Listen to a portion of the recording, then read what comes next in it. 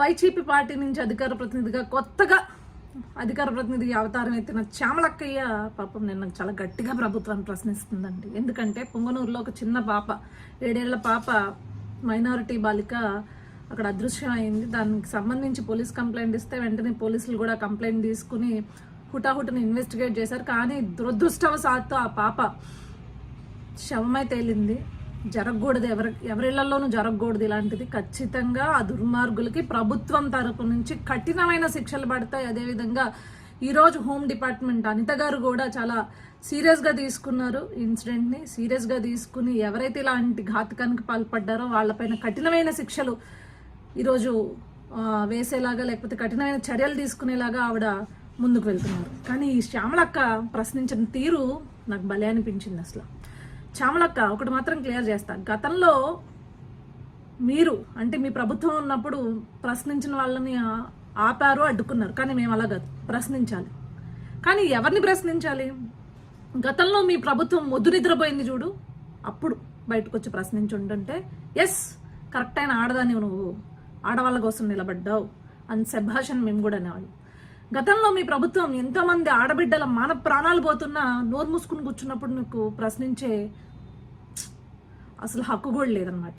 అంటే నీ పరిస్థితి ఎలా ఉందంటే ఆత్రపు పెళ్లి కొడుకుంటే అత్తమెల్లో తాలిగట్టాడంట, అలా ఉంది. కొత్త పదం వచ్చిన వెంటనే పాపము ఏదో మాట్లాడేయాలని చెప్పేసి మన ఘనమైన గత చరిత్రను మర్చిపోతే ఎట్లక్క? 4 ఇన్సిడెంట్స్ చెప్తాను అక్క. ఎంతో మంది ఆడబిడ్డలు మానవ ప్రాణాలు కోల్పోయారు గత ప్రభుత్వంలో, అంటే గత 5 ఏళ్లలో. దాంట్లో ఒక్క 4 ఇన్సిడెంట్స్ చెప్తా. ఏ రోజు నువ్వు వచ్చి మాట్లాడావో నాకు ఒకసారి బయటకు వచ్చి చెప్పు. గతంలో మొత్తం రాష్ట్రం మొత్తం కూడా స్వతంత్రం వచ్చిందని చెప్పేసి సంబరాలు చేసుకుంటుంటే స్వతంత్ర దినోత్సవం రోజున నడి రోడ్డు పైన రమేశ్వరి అనే అమ్మాయిని పొడిచి చంపేశాడు అక్క ఒకడు. కనీసం అంటే కనీసం వైఎస్ఆర్సీపీ ప్రభుత్వం నుంచి ఒక్కడు కూడా బయటకు వచ్చి ఆ ఇన్సిడెంట్ గురించి మాట్లాడలేదు, దాని ఇన్వెస్టిగేషన్ గురించి మాట్లాడలేదు.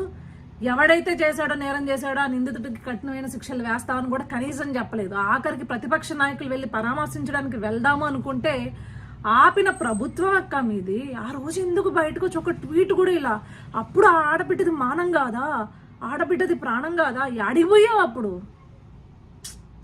ఇంకొక ఇన్సిడెంట్ అక్క, నరసరావుపేటలో అనూష అనే ఒక ఆడబిడ్డని తనతో పాటు చదువుకున్న ఒక దుర్మార్గుడు, తమరి కులానికి సంబంధించిన వాడే, చంపేస్తే కనీసం ఒక్క ప్రెస్ మీట్ లేదక్క మన ముఖ్యమంత్రి గారి దగ్గర నుంచి, అప్పటి ముఖ్యమంత్రి జగన్మోహన్ రెడ్డి దగ్గర నుంచి. మరి ఆ రోజు ఆడపోయావక్క?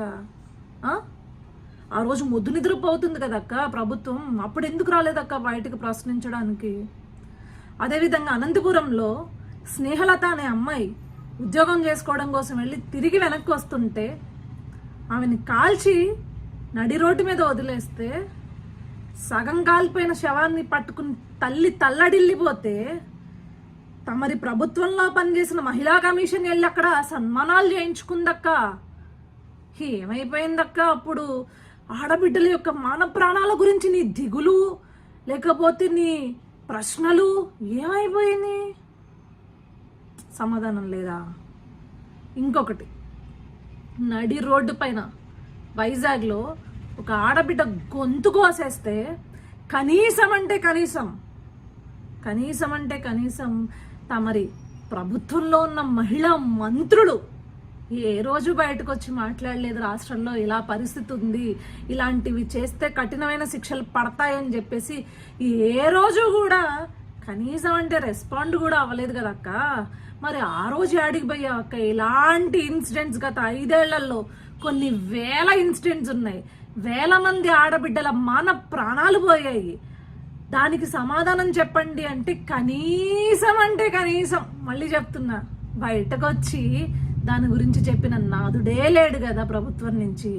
మరి ఆ రోజు ఎందుకు ప్రశ్నించలేదు? ఈ రోజు ఎందుకు ప్రశ్నిస్తున్నావు? ప్రశ్నించాలి. ఎవరిని ప్రశ్నించాలి? మొద్దు నిద్రపోతున్న ప్రభుత్వాలని ప్రశ్నించు, అదేవిధంగా అలసత్వం వహిస్తున్న అధికారులను ప్రశ్నించు, పనిచేసే వాళ్ళని కాదు.